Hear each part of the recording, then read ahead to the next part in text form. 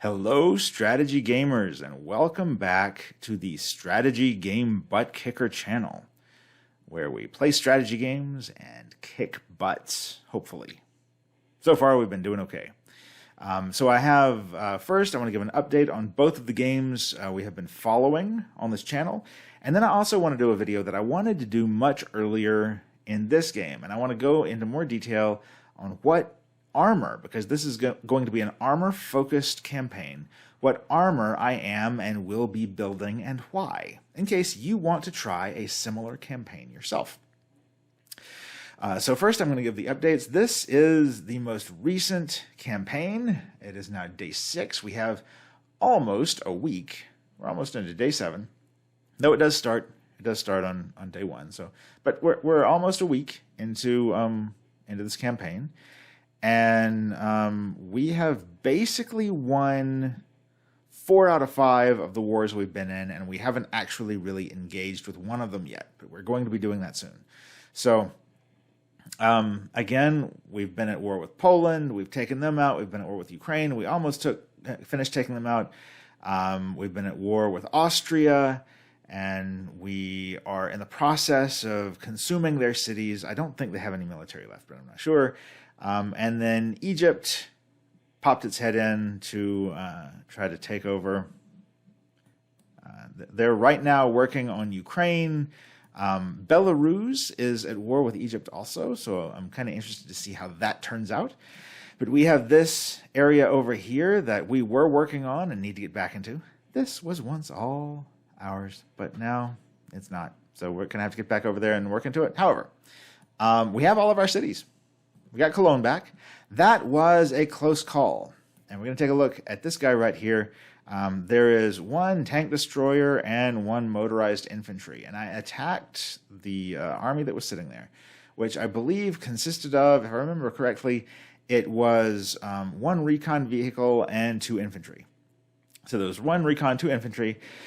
And I attacked it with 1 anti-tank and 1 infantry, and it was a close call, but we got it back. So we have all of our cities. We have managed to protect Munich, even though it has come under repeated assault. We have, at one point or another, had all of Austria's homeland cities. Right now, Vienna is in the hands of the rogue state. We're going to be getting that back.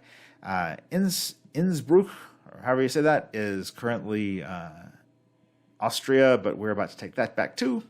We're going to try to hold on to these because we're down here. We have troops down here. We're going to try to hold on to them, keep the rogue state out of these, and kick them out of this one, and kick them out of this one. And hopefully we'll have this area nice and cleaned up pretty soon. I did not do much of anything today because I had a migraine, which is why you did not hear from me earlier today. I had a migraine, have not done a whole lot, but that is what I have done. I started the campaign to get rid of their troops and take back Cologne last night. All right. Again, we have Egypt over here. I am preparing a convoy, which will be 1 anti-tank, 1 fighting vehicle, and 1 or possibly 2 infantry. And hopefully we'll be able to clear everything that's going on over here, including Egypt, with that. We may join them up with these guys. So this right here, this is part of the original convoy that was fighting over here. It's obviously had a rough time of it, but it survived, and it is currently hanging out in Warsaw.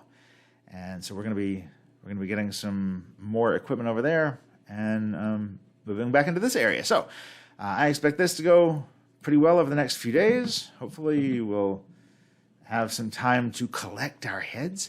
Now, a quick update on the older game. I have honestly not done as much with this as I should. Now, am still in first place with 90 cities compared to Rogue Leader, which is second with cities and 32. But as far as people goes, 19, Australia with 248 points. I found some destroyers belonging to Ethiopia over here. So I've been killing those off. I don't know if Ethiopia was moving them in or if they've just been sitting there.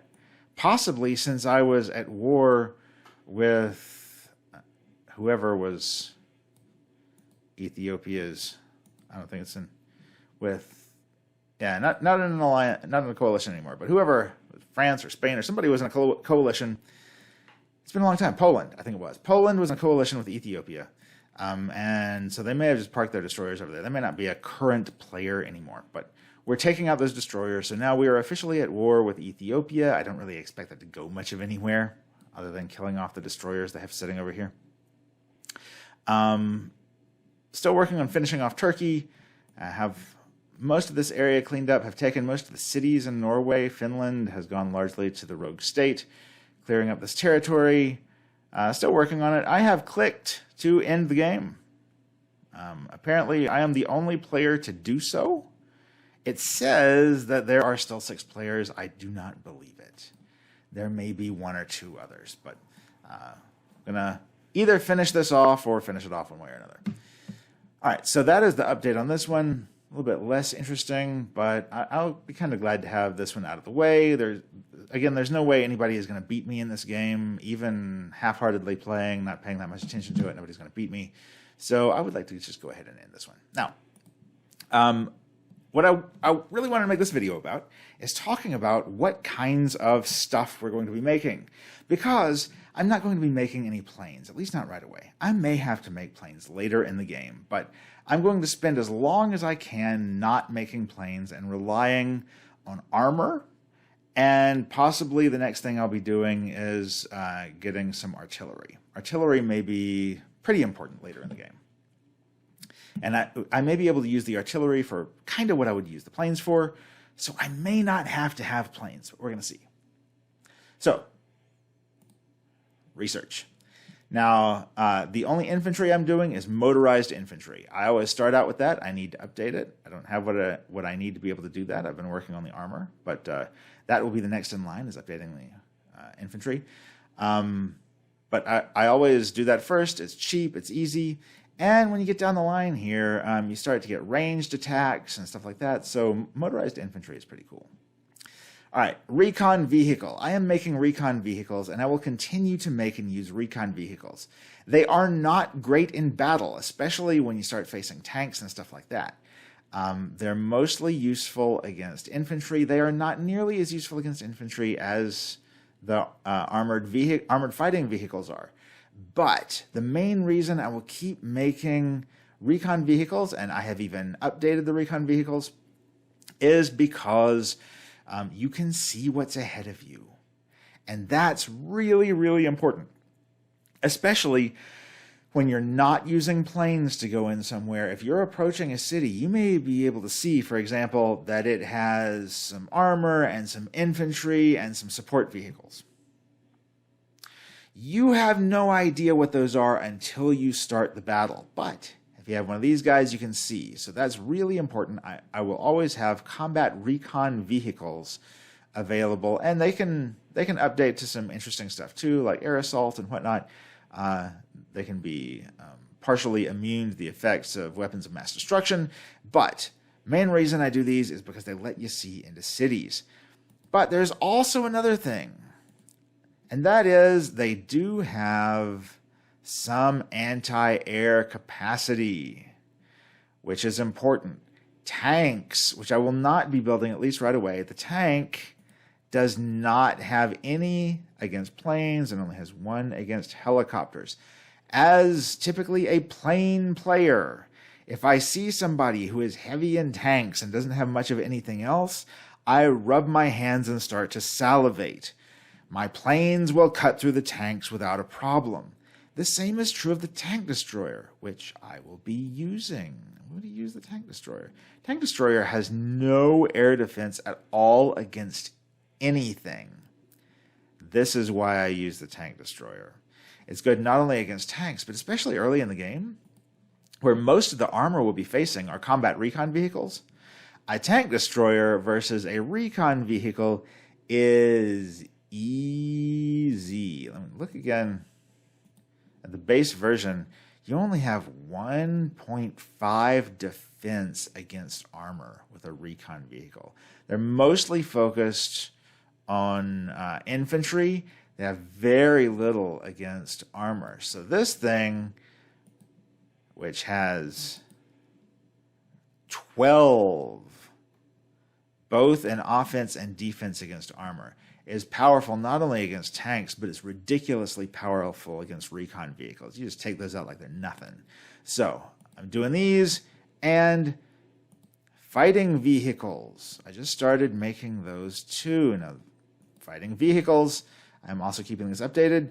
They have some anti-aircraft. They have some anti-helicopter.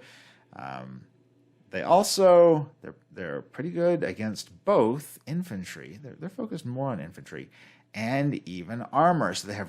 I love the armored fighting vehicles. Even as an air player, I have used the armored fighting vehicles. Also, they are not immediately airliftable. They cannot immediately use planes, but I believe it's this version on day 14. Yes, they can be airlifted on day 14. So a few days from now, I'm going to have an update. Oh, that's the amphibious. I think this is true too. Yep.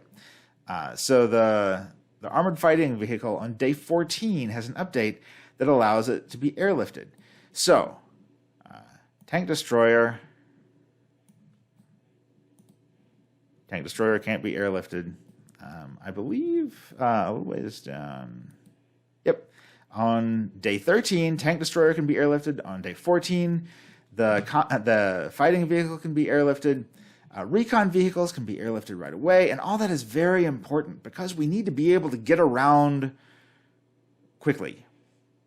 I really miss planes.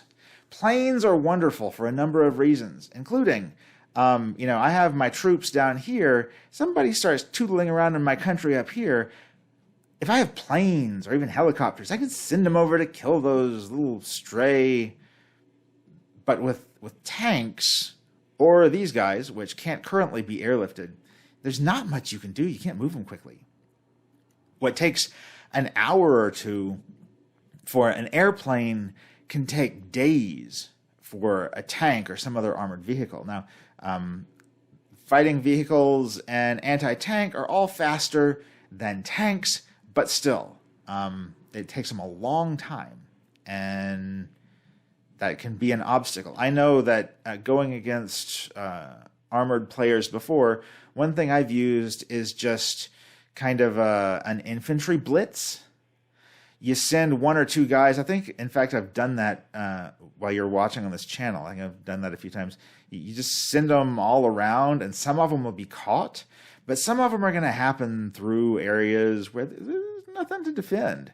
So you take cities, take lots of territory just by wheeling around through their country. If you have planes, you can stop that. And it helps if you have armor that can be airlifted. So the three kinds of armor I am doing the recon vehicle because it lets you see the armored vehicle because it has great all-around stats and 2 weeks in can be airlifted, and the tank destroyer because it's good against armor and it's really good against armor, and it has fairly high. Both of these have fairly high HP. So with that, we have some pretty good, strong convoys to take into enemy territory.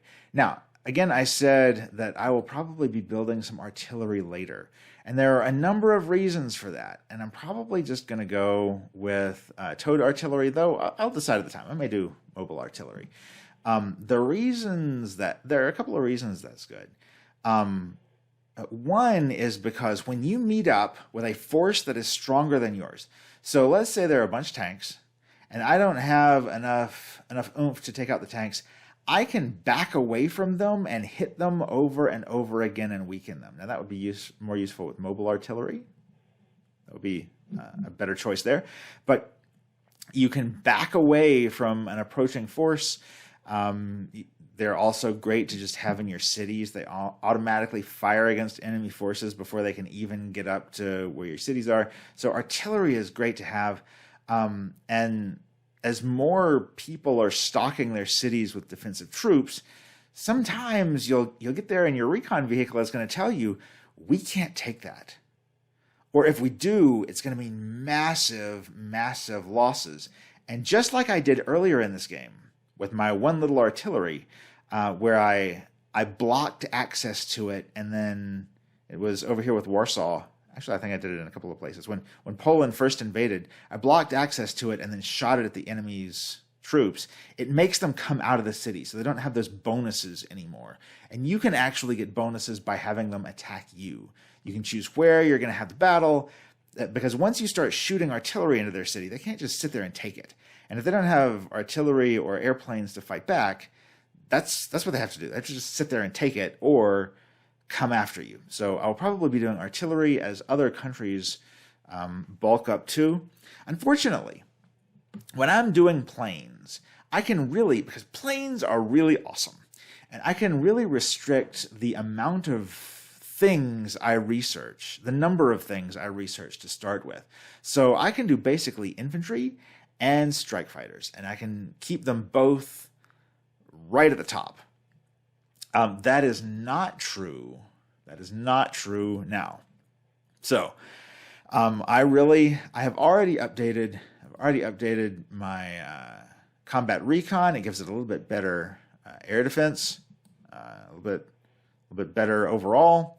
But now I'm going to be focusing on the Scorpion. I have better air defense here, which is pretty awesome. It's going to be 2 against airplanes. It's pretty cool.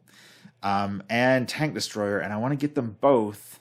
I have not started doing the tank destroyer yet. I want to get them both to the point as quickly as possible where they can be airlifted, because I need to be able to move these guys around. All right, so now back to what I was saying here. Within the next few days, this area should start to look a lot better. And then we're going to be moving further and further into this area. And so I think I said before, right now we're at number 2. We're a fairly close second, not in cities, but in points. But that's going to be going up pretty fast. Because we've taken out most of the military we have over here, and basically all we need to do, and over here too, basically all we need to do in most of these places is just retake these cities and hold on to them until they calm down and they don't go to the rogue state. All right, so thank you for joining me. You will get probably another update tomorrow. Hopefully I'll have some cool stuff to share with you. Please like and subscribe if you haven't already. Share if you know somebody who likes this kind of content. Feel free to comment about what you're doing in your games, what you think about what I'm doing, if you have suggestions or questions or whatever. And thanks again for stopping by. See you tomorrow.